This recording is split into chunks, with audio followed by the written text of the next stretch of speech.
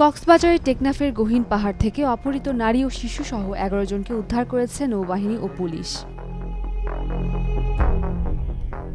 মঙ্গলবার ৪ মার্চ টেকনাফের নীলা আলীখালী গহীন পাহাড়ে এই অভিযান পরিচালনা করে তাদের উদ্ধার করা হয়েছে বলে জানা যায়।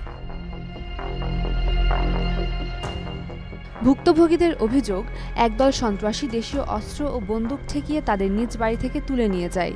অপহৃতদের টেকনাফের নীলা ইউনিয়নের ২ নং ওয়ার্ডের উত্তর আলীখালীর গহীন পাহাড়ে নিয়ে যায়। এরপর থেকে তাদের আর কোনো খোঁজ পাওয়া যাচ্ছে না। এই অভিযোগের ভিত্তিতে কক্সবাজারের টেকনাফের নীলা আলীখালী গহীন পাহাড়ে যৌথ অভিযান পরিচালনা করে নৌবাহিনী ও পুলিশ। অভিযানে গহীন পাহাড়ের বেশ কয়েকটি স্থান থেকে অপহৃত ৯ নারী ও ২ শিশুকে উদ্ধার করা হয়।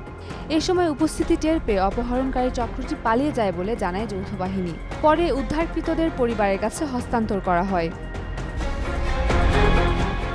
এদিকে নারী ও শিশুসহ ১১ জনকে উদ্ধার করা হলেও রিদওয়ান নামে আরেক যুবককে এখনো উদ্ধার করা সম্ভব হয়নি।